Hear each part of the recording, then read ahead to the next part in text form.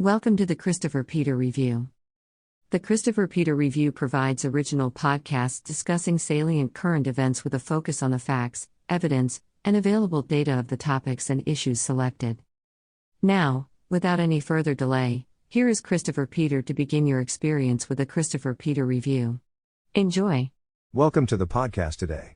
Hope all is well. As you already know, I like listening to sports talk shows in the mix of news, financial data, and other media providing potential content ideas. It can be an entertaining way to make it through the workday or a rabbit hole of hot takes and hysteria. There is a clear need, in my opinion, to refresh the media content in order to stave off the ratings decline as these media giants reinvent themselves from cable sports stations to multi-channel sports media companies if that is the goal. Both ESPN and Fox Sports have apps and streaming services as well as radio content to supplement the content you see on their airways. There is a difficulty in sports media to cover and report on interesting events and topics during the dog days of summer when there is only one professional sports league in America playing. One that the shows do not want to cover. But my concern also involves the quality of content along with expanding the scope that is currently myopically focused exclusively on football and basketball. The media market is changing in general. Not just for sports news, but for all news in general. For all entertainment content, to be honest. More people prefer to stream their content or experience their news in the form of podcasts or distributed through social media. Recently, Disney mentioned that the future of ESPN will have to shift towards a streaming model as the effects of cord cutting is impacting how many households have access to its networks. We see it also connect with popular podcast hosts like Pat McAfee. Also, prominent personalities operate their own podcasts, podcast networks, and production companies. So there is clear evidence that there is a need to foresee a future with content not built around the cable box. We talked about streaming last week, so not going to obsess over it this week. But it is the future for many content distributors. But even if you successfully transition the content found on the networks to a streaming service, do we think consumers will follow along? I am not so sure that cable's issue with cord cutting is the sole problem. Quality of content maybe. Recently, former ESPN host Dan Le Batard remarked that FS1 giving controversial host Craig Carton a promotion was an indictment on the industry because a non-white would not have received the same second chance that Carton enjoyed. Now, there are many people that make things about race in order to appear like they are an ally of the class of victim or to get clicks or likes. Not that I disagree wholeheartedly about the idea that minorities have a tougher shake in our society. But I think it is a little late to make this argument because this is not his second chance really. That was given to Carton by the Fan in New York, where Carton to his credit tried to atone for his sins and work to be a leading radio show in the biggest media market in America. I think he could legitimately gripe that why is FS1 giving a national show to a regional radio host and it still feels like a regional radio show but on television, not the radio. The show is not doing well in the ratings as viewers would expect. I think the style and tone of the show is entertaining if you hear it but not as pleasant watching it. Maybe it will get better over time. Still early. Carton did not win the radio markets overnight. So now focusing solely on the show may help it evolve. But the network has a major hole in the front of its lineup. While the morning show ratings are not strong, one of its top performing shows lost one of its notable co-hosts, as NFL great Shannon Sharpe is no longer employed by the network. Obviously, the Undisputed Show is FS1 response to ESPN's more popular First Take.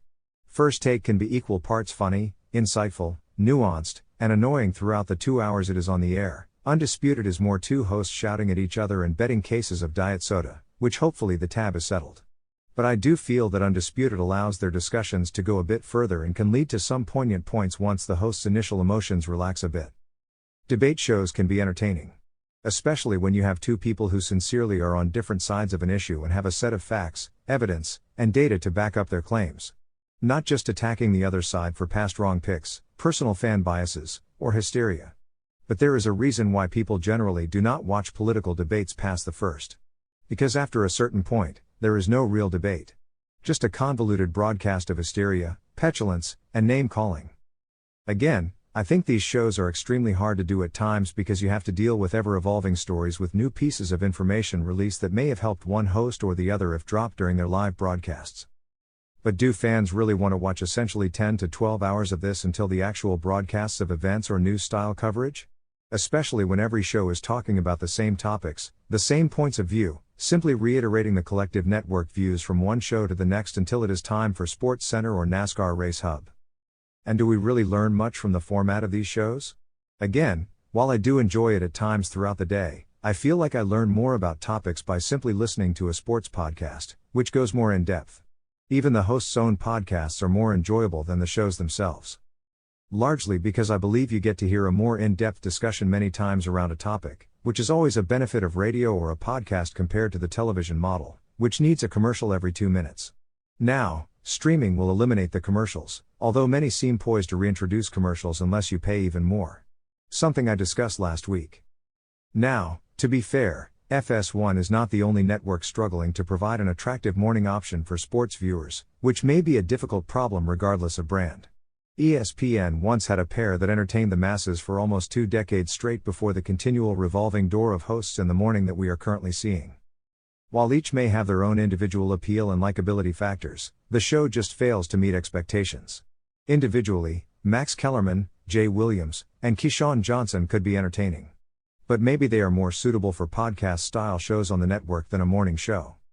Interestingly, you have one network bringing a radio guy in to do a television show and the competitor is using traditional television guys to compete on radio. Both not doing so well in terms of retaining the attention of fans. Again, it might just be the nature of the beast. I believe a good morning show gives the audience a complete overview of what happened throughout the world of sports. Not just the main attraction. And I think we need to see more shows that talk about a broader range of sports than simply the NFL and the NBA. I get that football is king and I do like to hear football talk all year long. But I also like hearing what is going on with our nation's pastime, also known as baseball. Maybe the world leader in sports can talk about the world's most popular sport on featured shows. Although it does provide soccer content on its streaming service. The Stanley Cup came and went without much discussion on the network other than SportsCenter clips, before obsessing over every quote from the NBA Finals and projecting the potential suspension for superstar Ja Morant. One suggestion I would have for some of these networks is rather than having every show discuss the same talking points and making the same arguments, maybe consider having unique discussions throughout the day. Having personalities give a take on your morning show, then give the same take on their show 2 hours later, and then make an appearance later to give the same view, maybe of content that is not repetitive. At some point it seems like propaganda because there is never real debate, just people speaking the same points of the argument at different volumes. Even if there are moments of disagreement, there is a rush to find common ground. Maybe include more journalistic style shows after the debate shows. I know many of the sports journalists that made shows like Outside the Lines interesting are no longer there.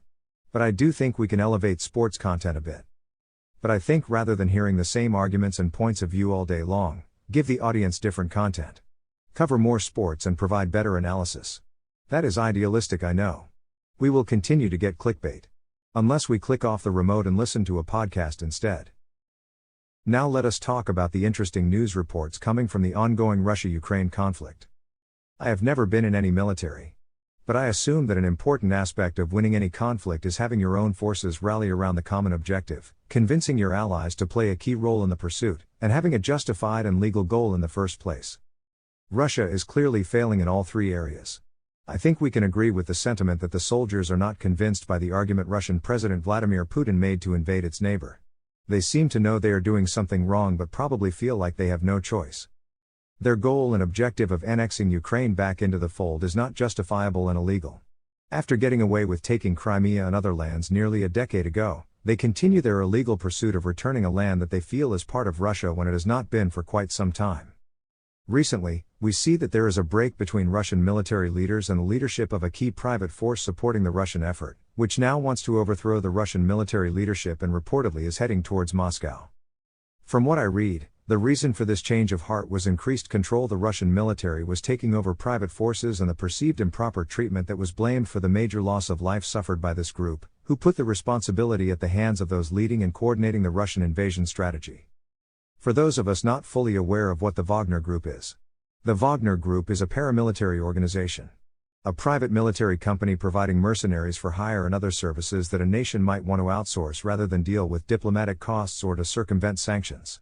To be fair, Russia is not the only nation that hires these types of companies. Wagner is well known in that region because of previous work in Ukraine. Conveniently, the new situation provides a distraction to the Russian regime, who now have to not only concern themselves with the fight inside Ukraine, but potential uprisings inside its own border. Are they stretched too thin to deal with both situations at the same time? They have proven so far they lack the capability that you would expect from a modern military. So one can reasonably question if this is a point in the conflict that can bring this to an end if handled properly. At the same time, we must worry that Russia may act rashly and escalate the situation beyond where it ever should go. We know that Russia could care less about their soldiers, people and anything other than saving face and achieving their objective of restoring its distorted view of how the world should look like. The obvious fear from the outside perspective is that Russia may seek to end this conflict with nuclear weapons. No counteroffensive from Ukraine would withstand that. Now, the uprising has ended after a day, due to Belarus intervening and securing an agreement to take in the leader of the Wagner Group, while his soldiers become contracted with the Russian military. The situation appears to be settled. An uprising is not really a sign that things are going well. At the same time, the event lasted a day. After all the complaints about improper treatment of soldiers, lack of ammunition and resources provided to soldiers and his unit, and the need for removal of the Russian military establishment, the same man called it off and accepted exile 24 hours later. I am not sure that lacking ammunition is a sign of having the potential to overthrow a nuclear power. Just saying. Who knows what will happen going forward? Ukraine is seeking to exploit this with claims of chaos in the Russian government. Let's see if the chaos will help their planned counteroffensive or will it just continue this path of what seems like a stalemate so far. Welcome to the CRC Conversation on the Christopher Peter Review, where we discuss leading current events impacting our public policy and the happenings in our political system. In this edition, I'm going to continue our discussion on the importance of free speech and the efforts global leaders are taking in attempting to regulate speech. There is a legitimate need to rein in hate speech and disinformation. There are valid concerns with how some are trying to reduce and eliminate hate speech, misinformation, and disinformation. But so many people claim everything is hate speech that they disagree with and do not want to make a substantive argument against. The topic of misinformation and disinformation is quite comical at this point because so much of what is claimed to be misinformation in the recent past is being proven accurate and correct. Should the topic be called inconvenient truths instead of disinformation or misinformation? Let us start with defining some of the terms. So we are not misinformed. Disinformation is the act of purposefully passing off something that is not true as the truth. Misinformation is the accidental act of passing off something you thought was true but were wrong. I think we can all agree that you should not put anything out there that you know is patently false. That is why I focus greatly on presenting content that is based on facts, data, and available evidence. I do think we should make sure that we do a basic internet search to check the facts behind the content we release. The issue I take with this topic is that what we argue over being either misinformation or disinformation are topics not completely settled or resolved. For instance, we did not know what caused the outbreak of the coronavirus, but people would label any statement as disinformation or misinformation simply because they disagreed. Not that they had proof that the statement was factually wrong, but because they disagreed with the person or the point of view was inconvenient for them for some reason. I am not sure why so many on the left were so appalled that people would believe that a virus was released from a lab, which is much more of a plausible explanation than the racist idea that people ate bats. Neither side knew for sure, but to attempt to completely silence and cancel people because they did not think a pandemic was caused by digesting infected bats was extreme and radical. You may disagree with a position, but by all means counter the argument with a valid counterargument. And what happens when someone claims that something is either misinformation or disinformation and then is proven wrong? Because at that point, they are now proven to be the source of disinformation or misinformation and not the person they accused. If we are supposed to believe that misinformation and disinformation are so dangerous to society and life as we know it, then should a person who is later proven to be wrong bear the same consequences placed on the initial person accused?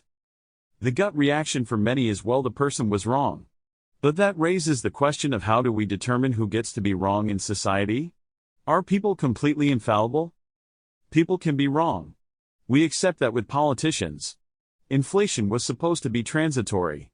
That is disinformation, and many people faced economic harm because of the political self-serving act of downplaying the impact, cause, and length of inflation.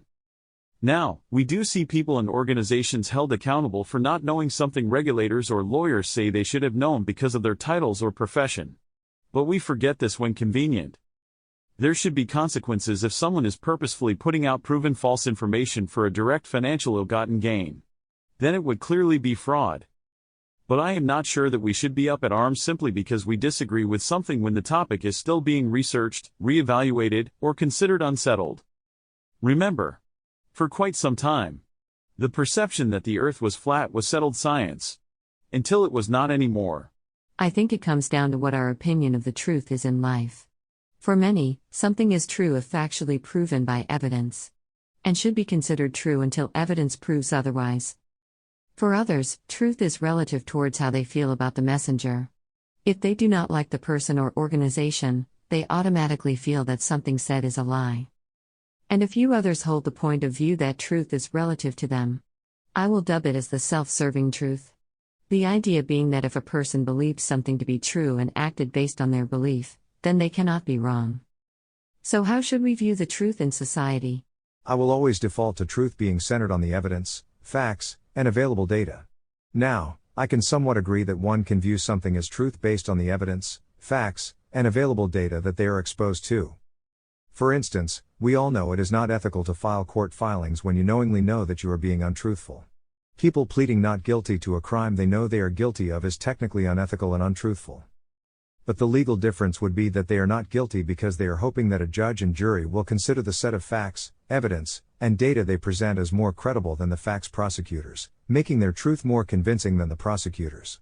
Or that law enforcement or the prosecutor acted in a manner that questioned whether justice is truly being served. So we are preconditioned in America to feel that there always is a different truth. Recall the famous line from Training Day from Denzel Washington, "It is not what you know but what you can prove."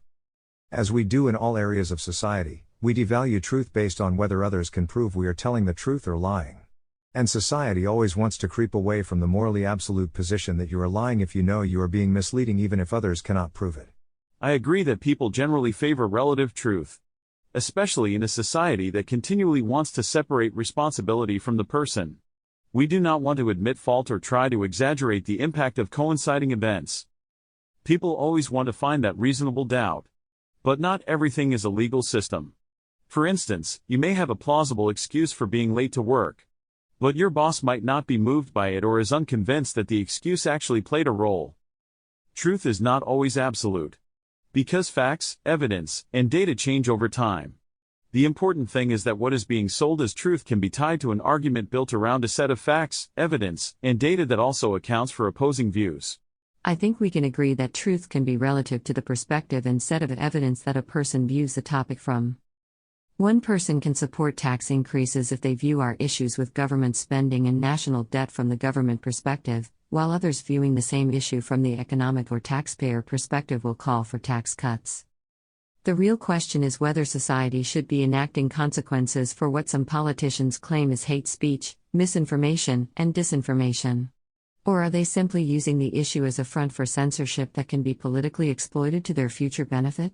I am generally against censorship because I believe that the best approach to countering speech you find offensive or wrong is a substantive counter-speech. There needs to be standards that are consistent and limited. People do whatever they can to avoid responsibility, they also do anything they can to avoid having to counter a position. It is very convenient for people to claim that speech they oppose is hate speech, misinformation, or disinformation, when it may just be a difference of opinion. Misinformation is not really harmful since it is not purposeful. It is unintentional. Should someone be silenced or deplatformed because they said something or shared something with unintentional harm? Especially in a social media environment that is driven by emotion, not truth? For disinformation, I do think it is up to the platforms to decide whether they want to enact consequences, but I am not sold on there being a statutory penalty. Censorship is much worse. For hate speech, the standard needs to be clarified and specific. I think we need to differentiate between speech that is harmless jokes and speech that is intended to direct harm to a specific group. All too often we use the buzzword hate speech too broadly. For instance, if white person disagrees or argues with a person of color, that does not reflect hate speech. If they intentionally call for direct harm to a specific group or specific person because of their association with that group, then it is more of an appropriate classification. I am also skeptical of too loosely applying consequences for speech. Many of these proponents for censorship really want to provide a convenient apparatus for addressing the opposition without debating or countering them. For instance, there were many progressive Democrats leaders complaining about efforts to censure fellow Democrat Adam Schiff. If these individuals truly felt that disinformation was a problem, then they should support the consequences for Schiff's frequent distortions. Also, I do not view it as a contradiction to free speech rights because Schiff was misleading the public in an official capacity and for a direct political purpose. He was intentionally making claims and offering misleading statements on news networks for a political agenda he was supporting. Now, let us discuss a strategic shift in how some companies are handling the workforce. Normally, if companies see a decline in demand for their products or services, executives will rebalance their organization. Meaning they will reduce the number of employees to better align revenues with the cost associated with serving that demand. The typical path forward is not the common path taken when the economic environment is not so typical anymore. This is something we are seeing right now, as employers experienced great difficulty recruiting employees during the pandemic and afterwards. Companies want to ensure that they are growing their margins or at least maintaining the same profitability when the overall market declines. Therefore, stock prices will continue to ascend, affording them continued access to capital to fuel growth and meet future targets. Businesses are generally cost conscious. Producers want the lowest cost for the highest quality and the highest sale price to maximize profits. But does it really make sense in retaining the full slate of your employees when your demand is eroding from a business standpoint? It can in the short term while preparing for the long term. One article I read interviewed a business owner whose company rebuilds engines, discussed how his team ramped up productivity during the pandemic and has been working at that level for quite some time. Workers with the needed skill set are hard to find, so he increased his staff when possible. Even with the reduction in orders, the productivity rate still exceeded the 2019 numbers. So he is willing to make that investment because it is still better than the previous normal year, and he is hopeful orders will increase in the future. That was an interesting point of view. Because typically you want to match your previous high or prior best year's numbers. But we must recognize that many organizations ran at a higher rate than in the past with less workers too. So the lower productivity compared to when they were running above capacity, but still higher than a typical year, may be an ideal production level to address any quality concerns that crept up from the past and prepare teams for when demand does elevate. The pandemic forced many companies to do whatever it took to survive, serve the needs of customers whose needs are more urgent and less predictable, and resolve shortages and delays in production inputs and human capital. Workers had to contribute more than ever before and cover for the colleagues who refused to return to work. Make up for unfillable positions meant to stabilize workloads. Because, regardless of the headcount, customer orders still needed to be filled. So I do not blame any company that decides that it is all right to show the same loyalty their workers showed them as demand may drop. I do not blame companies that struggle to recruit talent for keeping that talent when the need lessens now after they finally recruited them. I would just hope that the ones that were there during the hard times are appreciated. More so than the ones who decided now is the time to jump back into the labor market because of the fear of a recession that has not materialized yet. The lesson I think we can glean from this situation is that companies should not take their workers for granted. Many workers have the willingness to sacrifice and contribute in challenging times. Sometimes companies value new workers more than the veterans. That is just bad management. Loyalty matters, and the market shows that many workers are not loyal to perceived low-paying employers. A company can fairly compensate while holding workers to a high productivity standard at the same time. Those are not mutually exclusive. Now, let us shift a bit and discuss a new topic.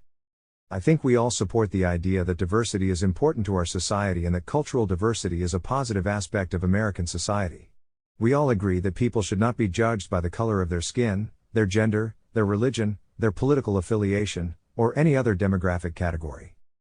But the progressive left is taking their view of diversity well beyond the realm of acceptability and normalcy. I have been consistent in my stance that you cannot fight hate with hate. And that is what progressives are doing when they want demographics to determine outcomes. When they combat the practices that create a divide in society by using the same practices in a different manner.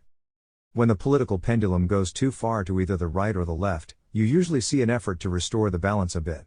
And that is what you are seeing in this movement against the woke obsession. In theory, the idea that people should be aware of potential bias and seek to remove it to restore that meritocracy that we all truly want. But the problem is when you want to implement a system of bias where people find their way in society solely based on demographics, not on effort and ambition. I do think the race-baiting politicians go too far with their woke policy pushes. They see race over facts, evidence, and data, using claims of racism to prevent any substantive discussion on how to truly solve the issues plaguing some communities. Republicans are pushing back on the radical policy push with some great success. They have restored some level of sanity in the face of the mob hysteria. The woke obsession has had real-world negative consequences that make it more difficult to achieve that society where demographics no longer writes your ticket in life. There is no denying that racism is still a problem in the world. We saw the problem not that long ago in New York with a mass shooting that was deemed a supremacy event, followed by a subway shooting that was a different kind of race event. America is the most diverse nation in the world. and still has issues with race. But we still are the top destination for migrants, both legal and illegal. So if America was this horrible racist society, these people would not flock to us from around the world? We cannot deny our past. But we should not deny our progress either. We have made progress with some areas or opportunities for improvement that still exist. We must also be honest and acknowledge that racism can be multidirectional. The woke crowd is not willing to acknowledge that when stories come out and the perpetrator looks a whole lot different than they were expecting. We must acknowledge that racism is not always the issue. Can people of two different demographic backgrounds have a disagreement? Or is it automatically racism? The facts, evidence, and data usually will tell you one way or another, not simply looking at the skin color, which is all those on the left need to see. The left has a natural arrogance in believing that society should accept their view as settled fact and that their radical policy proposals should be adopted without any debate. Otherwise, you must be a raging racist if you disagree that demographics should determine what you are entitled to in this world. Most rational people believe effort is what should determine your outcomes. People have faced discrimination, which is a sin. But we cannot use discrimination to fight discrimination. We should be above that. I think some of these efforts do a disservice to the hard-working minority communities that contribute greatly to our economy, to our society, to our military, and to our American culture, where you paint a picture that we need programs that put us at the front of the line to succeed. I understand that there are people who get where they are in life because they found a loophole. But most of us achieve our success by pursuing the American dream, not by chasing the victim's nightmare. I do think we have to address the real issues of racism and discrimination in our society. But if these progressives actually had the answer to solve racism and discrimination, then we must ask ourselves, why are heavily blue states a major source of racism and discrimination?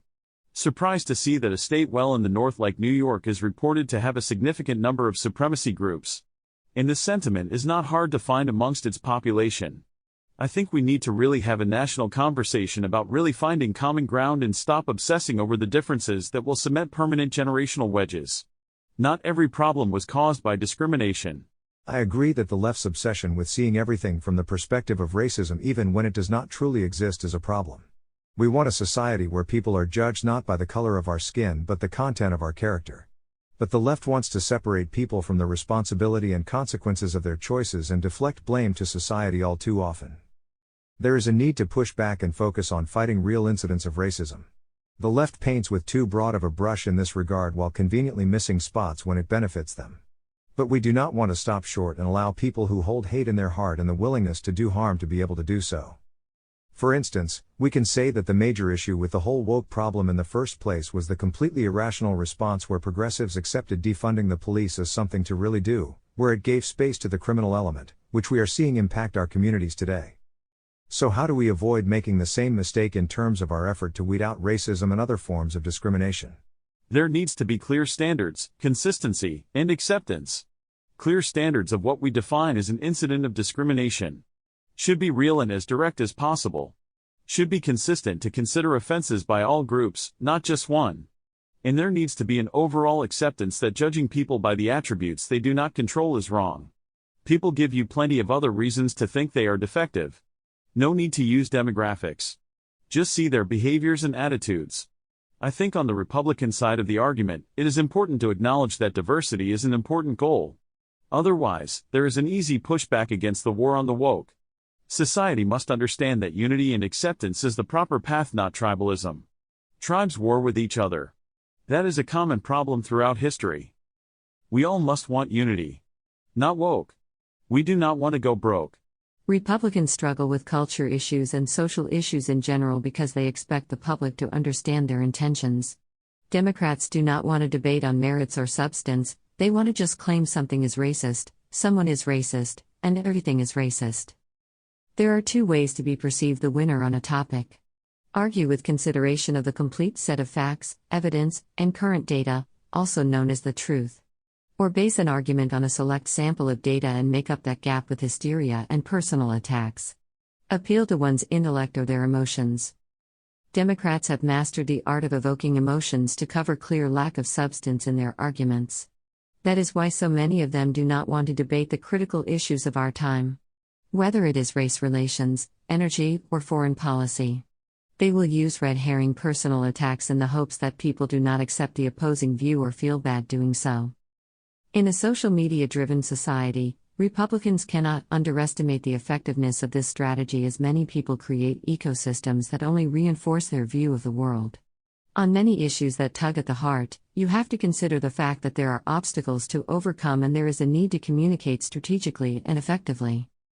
Something Republicans generally struggle with on social issues. While Republicans are rightfully pushing back on the areas of overreach with their war on woke, they need to avoid going too far and be marketed as racist by those who are not even reading the bills they are being told to attack. Finally, the area where some people feel is overreaction is the states that are pursuing bans of trans athletes to prevent the trans from competing in women's sports. There are well-known controversies with trans athletes dominating women competitors. While some have fallen short. While we are supposed to believe that there are no differences between a man and a woman, which there clearly are, we should acknowledge that on average men are generally stronger than women based on biology. That is why trans athletes are being required to reduce the level of testosterone. Should we care about this issue, and why do the trans want to only compete against women and not enter the competitions involving men? One side of the argument is for inclusion for everyone. Right? Make people feel welcomed and not left out from what they want to do with their lives or just do at the moment. People can do what they want to do with their life. Freedom. Now our definition of freedom is that you can do whatever you want to do as long as it does not infringe on the freedom of another to do the same. Because if there is an infringement that cannot be negotiated, then that is when a third party or governing body will usually decide whose claim to that particular freedom outweighs the other. In this case, there is an infringement because there is a clear and obvious question of fairness when biological males are competing against biological females, skewing competitions. Even if they have the surgery and on the required drugs, they still may have an advantage over a biological woman that they cannot naturally overcome. Should a female athlete have to result in using steroids to simply have a reasonable chance at success? Because we could see performance-enhancing drugs being the balancing act here. Simply so they can compete against a surgery instead of drugs. If this is all about providing access, maybe we can compromise around a rule where trans athletes must compete against biological males. That would provide access while protecting women and fairness of women's sports. But I am sure there are few that would want to take that route. Imagine a contact sport like softball. And being part of play that typically results in a collision. Maybe a close play at the plate. Close play at second base or third base. I'm sure the trans athlete would have concerns that a biological male with testosterone running full speed poses a danger. That is the same imbalance in women's sports. If we truly believe that there are no other biological differences between men and women, then you should not have any problem compromising with this rule.